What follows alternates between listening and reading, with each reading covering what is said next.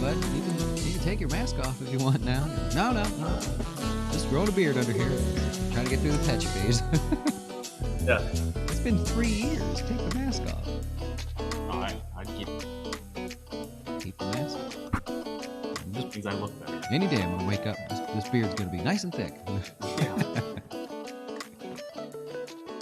All right, let's see here. We doing it? We doing it. What's good, everybody? Happy Wednesday out there. How is your day going? Hope you're having a good day. Louie, doing all right over here? It's my favorite little thing, man. I love it. We actually have an office that all our art just came in. It's all Louie-based art inside of this office. I love it. Hey, we're financial advisors here. We're a little bit goofy. We do things a little bit odd, but I hope you'll stick around and give us a chance. We have a Wine and Wealth class coming up Thursday, which is going to be focused on our funds here. It occurs to me that I could do better about explaining how that works. We don't build or we don't buy ETFs, we don't buy mutual funds, things like that. We actually just build our own funds here for you. So I want to go over a few things with that. So our Wine and Wealth class will be based on that this week, and I'll likely be over there with the old blackboard, kind of drawing out everything so we can make that clear. Also, if you're one of our clients, you go on into your dojo here. Got some new fin tasks for you, some things to start off the new year that maybe you ought to check out and consider. I left a little checklist. I actually left 2 of them for you. You got one here and then one before. Maybe just some things that if I can get you to think about things you might want to look at or things we may want to engage about, it's working so far. I got a lot of emails and calls from people. But that's the goal, right? Take a look in there. When you go into your account, of course, you could see your account performance, all the classes and everything as well. Be sure to do that. And let me know if I can help. We also have a company ski trip. We've never done this before. We're just going to go until we see snow. We're going to try to slide down the hill a few times, have a good time. But that'll be next Thursday, so there'll be no Wine and Wealth class as we make our way up there. And we'll take some pictures or something as long as it goes okay. And also, Fintips is back, right? The free videos on YouTube, 1 o'clock on Monday, Wednesday, Thursday. Today we did Dr. Fauci's investments. We actually got his statements to take a look at his investments, and I made it clear in the video, I wasn't doing this to pick on him. I was doing it to pick on all of the people out there that say, oh, I bet he kills it. He's got to be making tons of money. No, he's being smart with his what we see on the statements, he's being smart, as an 80-plus-year-old man should be doing with his investments. So I was trying to highlight the portfolio performance. It could be anybody. He's in the news. I thought we'd pick him. You can look it up. It's public information. I'm not actually trying to pick on anybody. But I just really dislike when people say, like, oh, you're not beating the market. You know, he's not beating the market. This advisor that he's using must suck. No, he's doing a great job. I don't know the advisor, but he's doing a great job for where that guy is right now in his life. And then if you're just curious how much money the man has, I go through all the different accounts just to see. I find it fascinating to look at. So that was today. And then Friday we'll do one on homes versus interest rates and talk about that as well. Anyways, let's take a look at the stock market. That's what you're here to see today. Let's go over to the NASDAQ here first. You got a problem. You got a real problem in the stock market here, and today was the first day that it actually showed that. The NASDAQ is back down to the 200-day moving average, which is fine. Everybody's just going to, this is the NASDAQ 100. Everybody's going to look at this and say, all right, if we break below, that's a bearish sign in the short term. And then from there, if you're ever wondering like what makes it even more bearish, they call it the death cross. It'd be when the 50-day, which is my blue line here, goes under the 200-day. We got plenty of time until that happens. You likely see many bounces along the way. But for now, the focus is on, is this sucker going to break the 200-day moving average? Inside the NASDAQ, the bear stamp that we talked about yesterday in the semiconductors followed through today, just as you would expect. That big reversal from yesterday tends to mean that there's more downside coming and you're not likely going back to highs right away. Well, that's what happened in the NASDAQ. All the semiconductors had another weak day. AMAT, Lam Research, you got KLA 10 Core all breaking down. You like these pullbacks. It's just now you know why it's happening. You could look through some of the other names. You got Qualcomm moving lower as well. Microchip, probably my favorite pullback of all of them so far if I had to pick. You got Nvidia working its way down as well, and just overall weakness in semiconductors. They were the worst performers inside of the NASDAQ. If we go over to the Russell 2000, that sucker's breaking down. We can get rid of these lines now. What we've done now is we had a long consolidation right at the end of the year. We broke out. The entire thing has confirmed as failed now. The Russell 2000 breaks to new lows that it hasn't been in basically a year. If I draw a straight line here, I'll leave it there for now. We break down under the 2100 area, and it's now underperforming the NASDAQ. It's the worst index, down about 7.5%. So if you're looking for that good pullback, it is working faster in the Russell. And it was not the growth stocks today. Yeah, they were weak, but it wasn't really that. Here's IWO. If you want to take a look at that, it's already hit hard. This is the small cap growth. It's a way to look at small cap growth if you'd like. That's very much extended and oversold in the short term, but today the weakness came from the IWN, which is a way to look at small cap value stocks. Well, now they're starting to get weaker as well. They've been holding up here this whole time.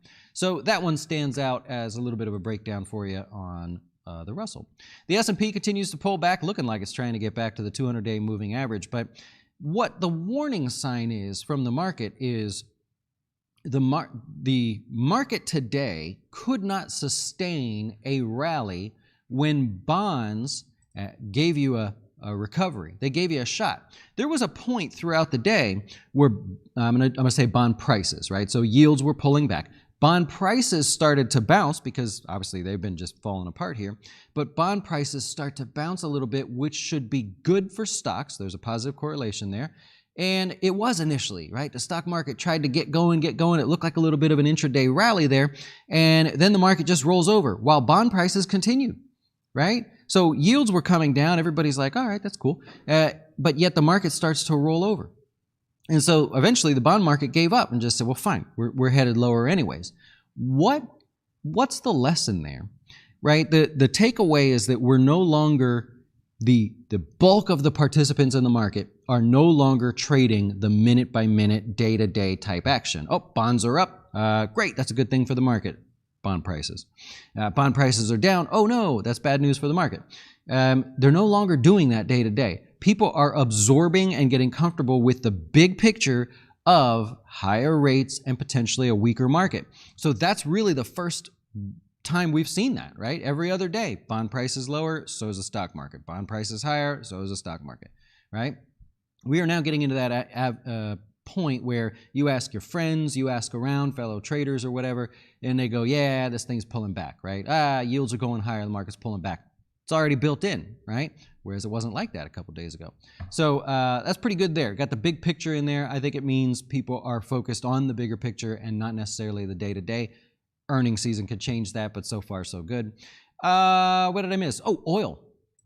Oil hits new highs. Did start a little bit of a pullback after that. Gold, you finally got a pop in gold, a reasonable pop in gold there. This is the biggest move for gold in any one day since before Thanksgiving, right? You actually got to go right there, right, to find your next one. So not bad there. I actually put on a new trade here in Newmont, just playing some momentum. I could have done better, but sold the $60 puts just to join the momentum. It's already doing well. And you just think, hey, there goes gold. Is this it? Is gold finally going to get going? Maybe, but I didn't want to play gold directly, so I focused on Newmont.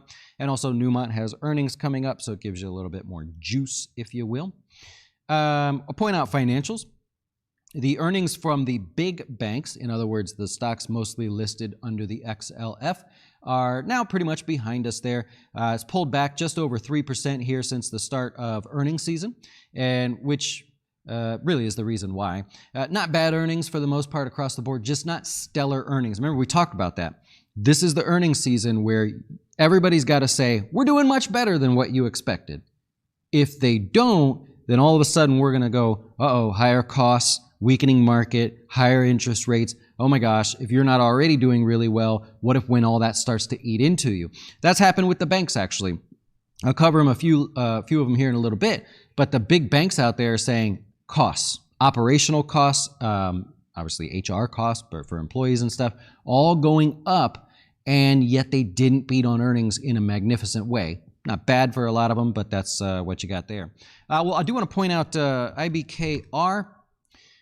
I gave up most of its gain today. All right, earnings missed by a long shot there, but like I mentioned with some of the other banks in the past there, their margin loans up 8%, people trading more on margins there. That helped their revenue growth, came in 2% better than expected there, and total transactions, remember, Interactive Brokers still has a commission model, whereas a lot of these guys aren't, your Schwab or your whatever it may be, your Fidelities and stuff. They don't have a commission model for trading stocks. Interactive Brokers does. I actually have an account there. I pay commissions. I like the extra benefits that I get for it. So I'll pay $1, right? I don't mind. But that's where that part of their business, which is now segmented, got a 16% gain, which means maybe not a lot of active trading, but more order flow coming through in the commission side. So good for them. And I think that's pretty good. I like a lot of the tools they have, so I personally want to see them do well. But that's what you have going on, and pretty much all I wanted to share there. GDX, if you happen to be playing ETFs, that's the gold proxy for ETF, way to play that there, gold miners. Silver, SLV, also spiking on the day. GLD is the gold proxy. That's what I meant to say. And also the last one would be consumer staples. One of the better performers today, up about a 0.6% and holding up there nicely. Just not pulling back with the market. That's your safety area there for the moment. I did put on one other trade, which was the XHB, trying to pick off a little bit here. Sold the $70 puts on that one. I will keep you posted how things go. As for the other stuff that's in the works, has started to pull back for me, so I'm happy with that. I won't go over all this stuff because we're going to make a whole class out of it anyways. But Nike, still a little bit early on that one. That one's not helping for the moment, but still fine. Etsy, got a small profit on that one. The Cody's trade there, Planet Fitness, right back to the 200-day, so hopefully starting a bounce there. Starbucks, got a couple positions on that. That one will be a fun one to make a video of. That's the one we talked about yesterday. Come on. Look how extended that thing is, man. Go use the research site. Take a look at the class from yesterday where we show you how we look up that. You'll really like that one there. Anyways, new highs for the day. We've got 12 new highs, I believe, 5 new lows. If you're looking around, same lows as yesterday. Nothing new to report here. PayPal broke to new lows. Twitter was one of them there. Charter was the other one. Yes, broke to new lows as well. And the new highs, largely made up of consumer staples. Right, just like we mentioned a minute ago, that's where the action's at the moment. Hershey's continuing an amazing little run there. We happen to own it. Church and Dwight up at new highs, but did pull back. But still, I mean, look at this. Market's getting weaker. Consumer staples getting stronger. You know these guys. Archer Daniels also same thing. Hits new highs today, but look, it's had a great run. A lot of these stocks, you can't just chase them at these points. They've already had great runs. You're hoping for a little bit of a pullback. Show you some strength there. Oh, one other bonus one, Mondelez. It just barely made new highs to tick up on the list there, but yeah, that's all you got there. Stocks in the news, just a couple things for you today. JB Hunt, this is your transport stock here. JB Hunt beats on earnings by 12%, beats on revenue by 6%. This is what we're talking about with the rails yesterday. Railroad companies reporting their earnings. Revenue per carload or per load was 5% higher than expected. That's called pricing power. Right? So we know that you got to use somebody, right? You're delivering all these products. You got things that you need to deliver. Demand is high. Everything's good. When you can get materials, you make more stuff. People want to buy them, and it's exciting. Well, if you need to ship it, these guys go, we're busy, so we're going to charge you more. In fact, their contract deliveries, which are basically long-term delivery agreements that they have with other companies, those they raised by 2%, and actually they beat by more than 2% than what was expecting. They're also going to spend $1 billion to increase their total capacity to something like 12,000 trucks or something like that. So all is good there as far as that goes with JB Hunt. Not the most exciting stock to look at, but good earnings report. You got Bank of America beats on earnings by 3% thanks to trading revenues. Investment banking beats by 17%. Just like Goldman Sachs said the other day, though, their internal expenses are higher, right? 5% higher than expected. Goldman Sachs said the same thing. The cost to acquire talent, blah, blah, blah. All that stuff is more expensive, right? Don't feel bad for them. They're just letting you know they're spending more money to operate. Morgan Stanley trading revenues as well, beat by 15% higher than expected. Their compensation expenses are the focus for them in terms of what's costing them more. So everybody's feeling it, right? Whether you're a big company, small company, just an individual living in a small town, or a big fish in a big pond sort of thing. Inflation. United Healthcare beats on earnings, which means they have now beaten on every single quarter for the last 3 years. So killing it over there for United Healthcare, and kept their guidance the same as well from what I can see. And then Fastenal, I told you I was interested in that one. It was positive to start the day. It did sell off a little bit there. Strong industrial and construction demand. That was basically, they said inflation doesn't matter. Inflation is hitting them. They are charging higher prices. They are paying higher prices, but so are their customers, which is fine for a little while, right? As long as everybody can absorb that, thanks to the demand. But boy, that demand lightens up just a little bit. I wonder what kind of problem we have there. Speaking of raising prices, Procter & Gamble, they're going to raise prices again on Oral-B products, Tide, Downy, Always, Bounty, Vicks, Head & Shoulders, and Olay. So if you like to purchase any of those products, and you think, by the way, I don't need the Tide, I'll get the grocery store brand, they're going to raise the price too, right? And Procter & Gamble said that. They're like, yeah, we got to raise prices on all this stuff, but we're not worried. They literally said, we're not worried because any of the off-brand names, they're just going to have to do the same thing. So we're all just saying, here's the name brand, here's off-brand, we're both going to go here. Basically just gave the green light for that one there. So, yay! Higher prices for stuff. You know, you fix that. You just stop buying stuff, right? I know that's a stupid answer, but that's what I got. And congratulations to SoFi. They become a bank. They're officially a bank there. It's one of those that we've been talking about. They are moving and shaking in the industry there. And they got the latest good one there for them. So those guys are trying to do anything and everything to have every single one of your dollars as possible. Love the focus. Could be a bottom on SoFi. I mean, that's obviously good news in the short term for them. I have no other reason to say, hey, look at this big sloppy mess right here. That's over with, and now it's going to make a new high. I also don't think you have to guess that that's the bottom with like 100% of your position.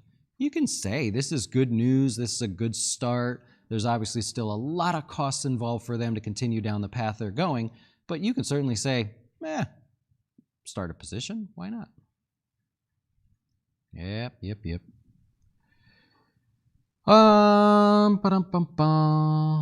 think the crash started 56 hours ago? No, that's how it's got to happen. Grateful's got it there. The crash begins the day that we leave, right? The market always has weekdays when we're gone. We're going to be gone a Thursday and a Friday. Don't worry.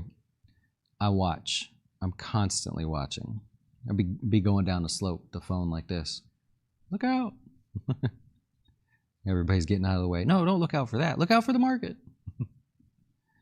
You got growth stocks that are holding up at the moment. I'm not sure if that was a question or not. I'm sorry. I just saw it. I read it. What do you like about microchip? I like that it's pulled back the most and it's pulled back into a boring range, right? Oops, sorry about that. I like that. So when you take a look at, I don't know, Nvidia or something, okay, it's pulling back, but what do you guess? Where do you guess is the new price range for it? I'm not saying bottom now. Keep in mind I'm saying where is the new range for this stock? We had a range here, it broke out, we set a new range for a while, broke out, set a new range for a while. How do you guess? There's nothing to guess there. That's a tough one, right? You look at microchip, you say, okay, we set a new range, that's fine. Everything's pulled back, so the real pricing range is down here somewhere. You expect that it's inside of this big sloppy mess right here, somewhere between 79 and maybe 70. Well, I like that as a trade, you know, just to be able to position for something like that. I don't have anything yet, just to be fair, but I like it. Oh, JW, it'll be next week. Yeah, we'll be here for the rest of this week, and then next week, Thursday and Friday. Yeah. Aim for the gaps in between. Yeah, it's like golf, right? I'm awesome at that. Right? Just like in golf, just aim for the gap in between the trees. Well, why am I always aiming for the gap in between the trees? Because I'm always in the trees, right? Yep. Any thoughts on Neo? Not really. There's nothing to bring to attention here, and there hasn't been for a while. It's just right there, near lows. You don't want to guess that it's going to somehow bounce off those lows. I have no reason to believe that just takes off without you. I was reading something in Bloomberg or something. This thing, the DWAC, what are they doing? The social media company there? All of a sudden, that's getting attention again. It's quiet for a long time. I don't look at these because they're so new, but I was just one of those things. I know some of you are playing that. What a move, right? So maybe back to volatility there, which caused me to start looking at the GameStops and all those crazy ones. You know, these stocks that people get all excited about. Your GameStop's basically floating to new lows there. Not a lot of excitement, but Yeah, just thought that was interesting. I don't know. Got bored. Started looking around. ATVI, by the way, holding up over the 200-day. Everybody's excited about that. When does the pain stop for PayPal? I don't know. Every day that sucker makes a new low. Yep, and there's a lot of room to go on that one if it wants to get weaker, but it's a tough one. What are the chances of a rate hike after the taper? There are, they're predicting now, and you can look this up on OIC markets, but they, I believe it's up to 4 rate hikes this year. It's definitely 3, but I can't remember if there was a 4th one in there. I can't pull it up on this platform, but odds are 3 hikes. Yeah. Oh, that's what it was. The DWAC social media app. It had a name. You're right. Yep. Now I'm back. I couldn't remember what they were doing here. It was something with social media and Trump, if I'm not mistaken. I see a lot of Wall Street bet things here, so maybe they said something as well. But that's what. Thank you. Forgot what that was. I knew that. I was getting that confused with this one. Dunkin', or not Dunkin', Krispy Kreme, because it's, D-Nut versus DWAC. Getting it confused there. That's what it was. Why does Clorox seem to go the opposite way of the market? Clorox is a consumer staple stock, which is right now currently just participating in that broad rally in the sector. There's a lot of money moving towards this sector. Clorox happened to be rather beaten down after we found out we don't need bleach to protect against the virus. So ever since then, there's not a lot of excitement, but it is a consumer staple stock that gets pulled with the sector for anyone that decides, I'm going to buy the XLP or a consumer staple ETF or something like that. So you can kind of think of it as like an index pulling stocks higher when everybody's in by the index mode. Yep. Harry's long some Tesla too, right? Doesn't like time in the market. He just likes Tesla. I didn't see, I think Tesla held up earlier today, but down about 3%. Yeah, that's kind of everything today, though. No worries there. Well, I gotta it's date night tonight. I just found out. I tell you, it's date night, and actually, hold on one second. Where are you going? Well, we don't know the name of the place. That's the tough part. It's called, like, we were texting back and forth, like, we know where it's at, but it's like Salt and Kitchen or Pepper and Kitchen. It's right around the corner. But anyways, it was one of those you pass and you go, well, that looks like a nice place. Let's try that. We said, well, let's have a date night, but you go by on like a Friday, Saturday night, and there's all these people everywhere. I'm not doing that. So you go on a Wednesday, everybody's got a life, they're at home eating whatever they're making. We're having date night tonight. I mean, I don't want to overshadow you here, but it's also a date night for myself. Oh, where are you going? Sake, sushi, all you can eat, $20. Join me for the, or hey, go to the same restaurant we're going, but don't. Well, that's kind of what I was wondering, if you were going to sushi too. No, I've been there though. That's a good place. It is very good. No, it's something right by us. Salt and Peel or Shaker or something. I hear they have Salt Rock. What? Not Salt Rock. No, it's up there by us. I don't really like Salt Rock, to be honest. They're good people. Good people just don't care for the restaurant. Oh, man. Sorry. That's my favorite. Oh, come on. I'd give you some better spots to go than that for the stuff. But anyways, not to bash on them. Got a date night, so I'm going to get ready for that. Thankfully, I'm already wearing everything I need to wear. No, I'll probably put on something else. You know what I mean? We'll be back tomorrow to do it all over again. And we are, what would you say that is? 80% done? Our trading set over there? If not more. I got creative today. We're setting up the trading set. So in the research site, you'll be able to just come on in, have a good time. We'll make it a live thing and eventually figure out the chat and all that. But that's what we'll be doing there. So I hope you'll join us for it and enjoy the rest of your evening. Adios.